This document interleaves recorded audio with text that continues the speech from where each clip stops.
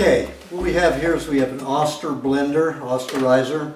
And I like the austerizer because it can fit on these. Now the reason I don't like to use a bowl is because oxygen gets in. This doesn't seal completely. Oxygen, air gets down inside. There's also oxygen space in this lid, the top. So as the power moves the food, oxygen gets in there and oxidizes some of the nutrients, and you can lose up to 1/3 of your nutrients just in blending.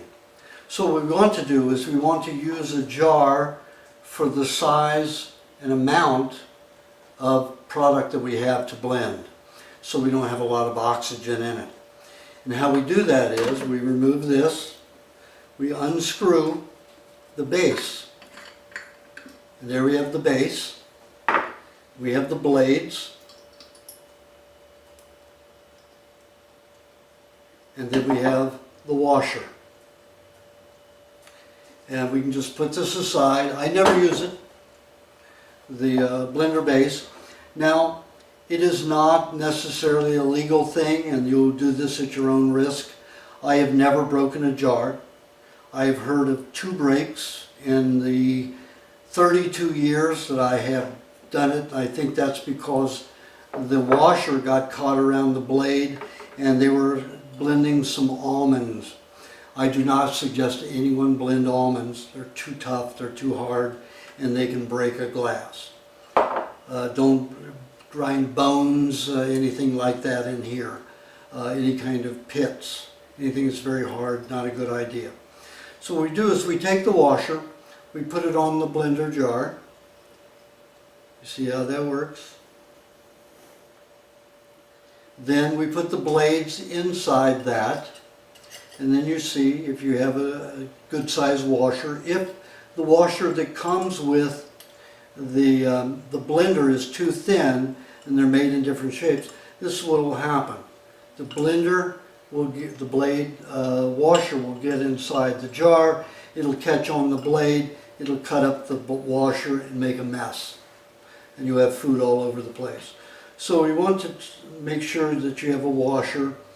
What I did on some of the austerizers that come with a thin washer, I buy a Cuisinart washer for my austerizer blender.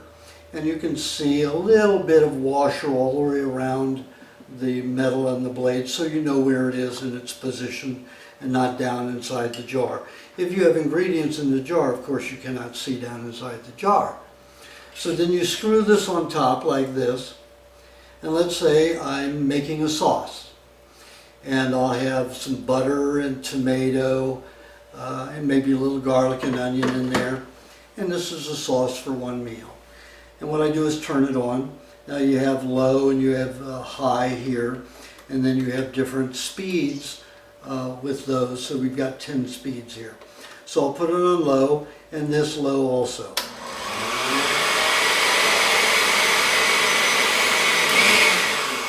And there it blends.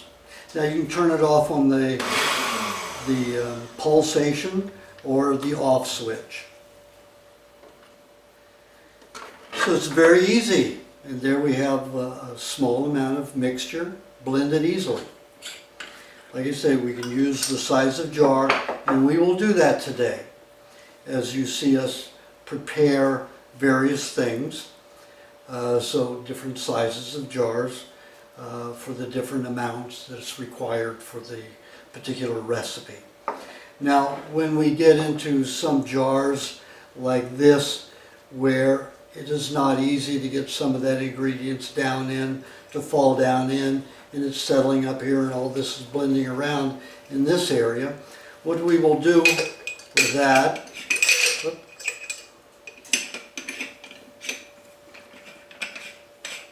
see how it fits right on there. When I have something like that that doesn't fall down in easily, I will lift the machine like this. Rotate. Something stuck, I'll shake it. Rotate it. Rotate it.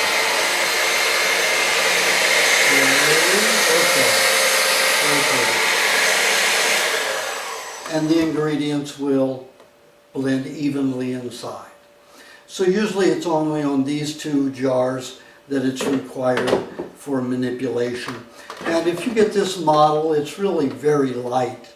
We're talking about only maybe 3.5 pounds here altogether. With the ingredients, it'll add probably a pound. But it's very easy and very light, easy to handle.